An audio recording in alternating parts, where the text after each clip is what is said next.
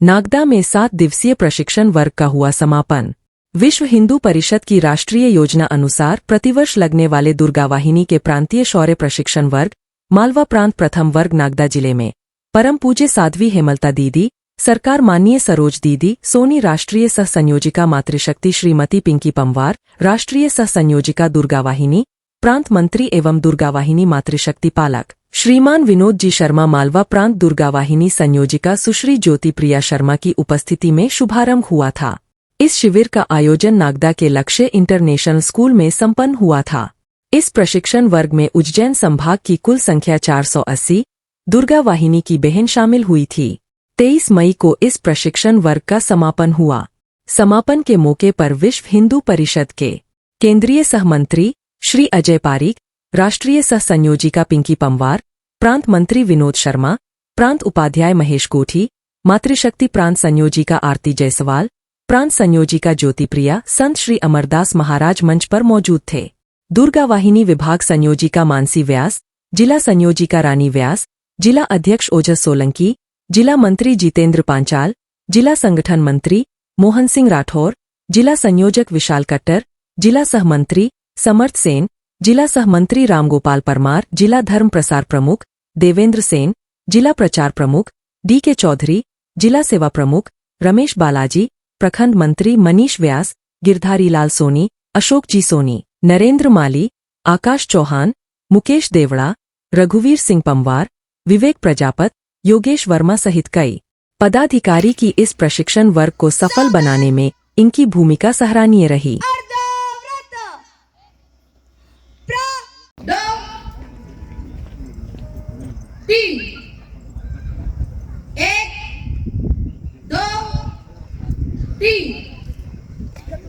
Standing position 2 3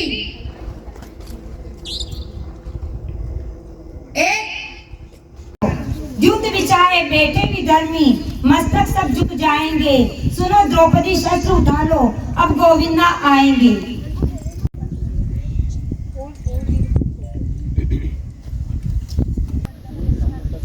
भुज शस्त्र विभाषा 1 2 3 standing position विभाषा 1 2 3 गन लोड कर।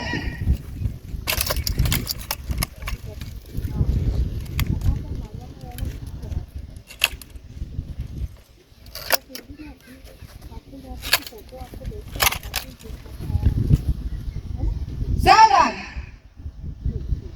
फायर 1 2 3 भूमि शस्त्र विभाषा 1 2 3 अधोगत चलो।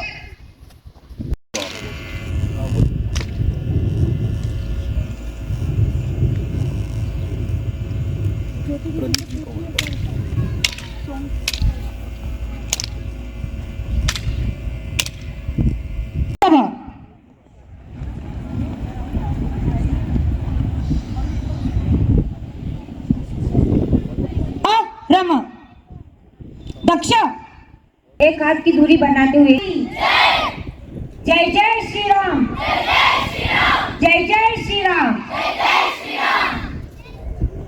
रम दक्ष उप विषय। भाषण सुनते सुनते उसके मन में अनेक विचार आए। भाषण समाप्ति के बाद वो स्वामी जी के पास उनके निवास पर पहुंचा और कहा, स्वामी जी मुझे कुछ जिज्ञासा हुई है। आपका भाषण सुना, बहुत प्रभावी था और आपका जो प्रतिपादन था कि हिंदू विचार के द्वारा ही दुनिया का कल्याण होगा, मैं पूर्णतया इस विचार से सहमत हूं, लेकिन मेरे मन में एक जिज्ञासा है। तो स्वामी जी ने कहा कि मैंने तो अपने भाषण में सारी बात रखी है, फिर भी आपके मन में कुछ जिज्ञासा है तो बंधु कहो। तो उस ईसाई पादरी सज्जन ने कहा कि दुनिया का कल्याण करने का सामर्थ्य जिस हिंदू विचार में है, जिस धरती के विचार में है, उस विचार का मालिक समाज आज गुलामी की जंजीरों में क्यों जकड़ा हुआ है? क्योंकि उस समय अपने देश पर अंग्रेज का शासन था, हम सब जानते हैं। यह प्रश्न सुनते ही स्वामी जी तो स्वयं प्रज्ञावान थे।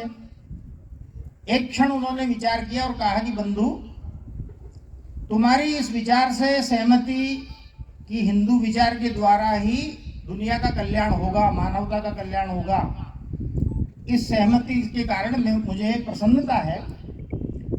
अब प्रश्न ये है कि इस विरासत का मालिक समाज, हिंदू समाज आज गुलामी की जंजीरों में क्यों जकड़ा हुआ है? तो उसका उत्तर यह है,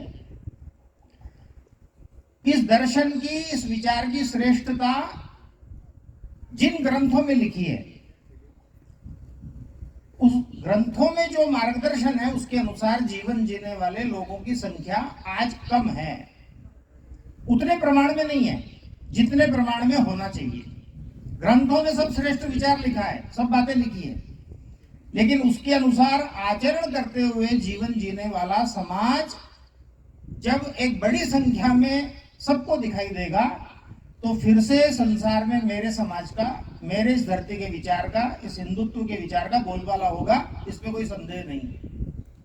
अब प्रसंग तो इतना ही है, हम सब विचार करें कि हमारे धर्म ग्रंथों में जितनी श्रेष्ठ बातें लिखी है, उनके अनुसार आचरण करने वाला व्यक्ति यदि अल्प संख्या में है, तो केवल विचार के कारण समाज का बोलबाला नहीं होता है।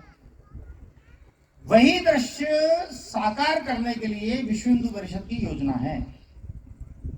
विश्व हिंदू परिषद अपने जन्म काल से ही 1964 से इस देश के समाज का व्यक्ति, इस देश के समाज की बालिका, नारी कैसी होनी चाहिए, इसकी एक स्पष्ट योजना लेकर विश्व हिंदू परिषद कार्यरत है और उसके अनेक सुफल विगत 60 वर्षों में समाज के सामने आए हैं। इस ग्रीष्मावकाश में तो एक छोटे से प्रशिक्षण पाठ्यक्रम की दृष्टि से इन सब बहनों ने जो अभ्यास किया वो आपके सामने आया है। ये प्रशिक्षण की परंपरा भी विगत अनेक वर्षों से कार्यरत है, परंतु प्रशिक्षण है केवल कार्यकर्ता निर्मित का माध्यम। वास्तव में समाज में काम क्या है? तो युगानुकूल दृष्टि से विचार करके जो चुनौतियां और समस्याएं अपने समाज जीवन के सामने हैं, विश्व हिंदू परिषद उनका निराकरण समाज के ही सहयोग से करने का प्रयत्न करती है। अपना समाज जीवन बहुत प्राचीन भी है, विशाल भी है, उसकी समस्याएं भी अनंत है, चुनौतियां भी अनंत है।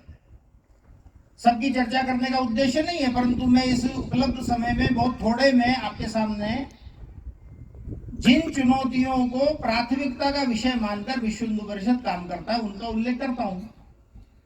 तो आज अपने समाज में सबसे बड़ा संकट दिखाई देता है संस्कारों का संकट।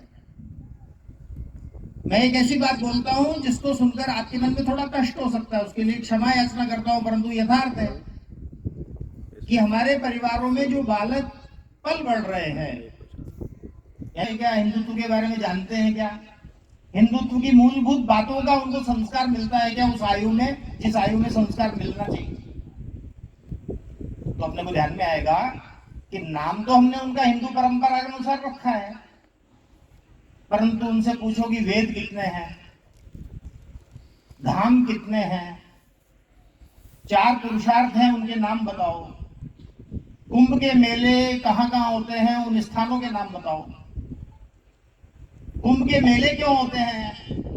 वो जानते हैं क्या कि बृहस्पति अपनी कक्षा में रहते हुए पूरे ब्रह्मांड का परिभ्रमण करके 12 वर्षों में फिर से अपनी कक्षा में आते हैं, इसलिए कुंभ का मेला सदियों से करने की परंपरा। ये जानता है कि हमारे समाज का नई पीढ़ी का बालक ऐसे हिंदू विचार की मूलभूत बातें और संस्कारों का प्रारंभ होता है बड़ों के सम्मान से।